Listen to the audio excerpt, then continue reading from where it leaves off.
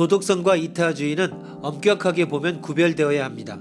이는 이기심과 도덕성의 양립 가능성을 살피는 과정에서 고려되어야 합니다.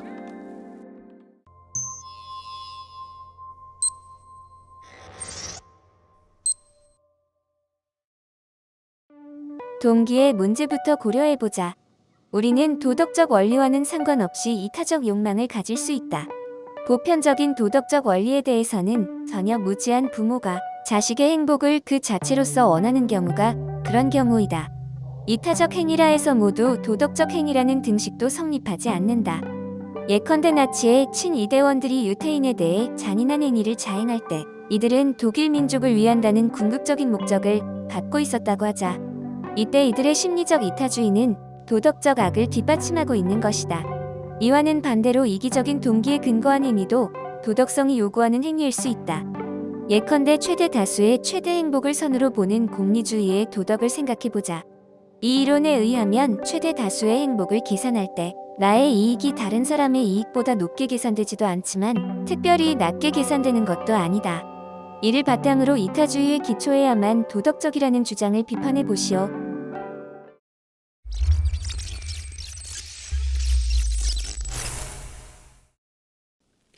동양의 순자, 서양의 홉스 등은 이기주의에 기초해서 자신들의 사회 이론을 전개했습니다. 이기주의 관점에서 보면 인간은 원칙적으로 이기적 존재이기 때문에 이타적인 행위를 기대할 수 없습니다. 그러므로 이들은 사회 유지를 위해 법률을 엄격하게 적용하는 법치주의를 주장하거나 아니면 모든 사람의 이기심을 통제할 수 있는 강력한 국가를 주장합니다. 이기주의에 대한 기본적인 비판은 두 가지로 요약됩니다. 하나는 만약 모든 사람들이 이기적이라면 과연 사회생활이 가능할 것인가 하는 문제이고, 다른 하나는 이타적 행위가 불가능하면 도덕이 성립될 수 있겠는가 하는 문제입니다.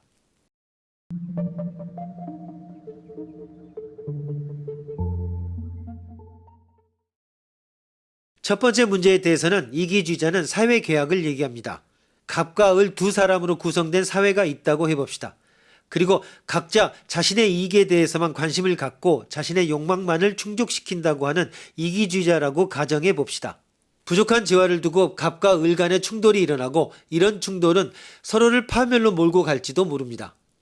여기서 갑과 을은 순전히 자신의 이익을 위해서 서로 간에 어떤 타협점을 찾아 계약을 맺고 공조 내지는 협력체제를 구축할 수 있습니다. 이것이 바로 이기주의에 기초한 사회계약 이론입니다. 그러므로 모든 사람들이 이기주의라 해서 사회생활이 불가능한 것은 아니라고 할 수 있습니다. 두 번째 문제, 즉 이기심과 도덕성의 양립 가능성은 먼저 도덕성과 이기주의의 관계를 살펴야 합니다.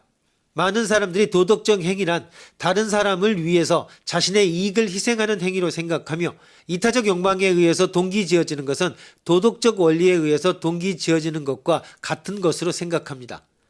사람들은 때때로 다른 사람의 이익에 대해서도 자기 이익을 위한 수단이 아니라 그 자체의 목적으로도 관심을 갖습니다.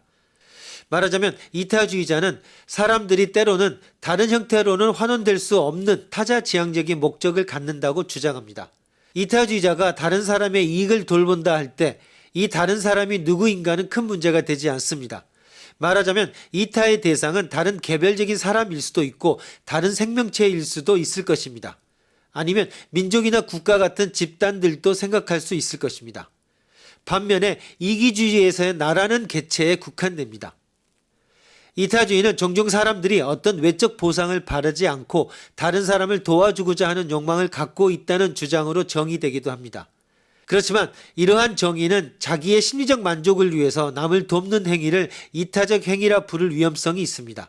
궁극적으로 자기 만족을 위해서 남을 돕는 행위는 엄격히 말해 이기적 행위라 해야 할 것입니다.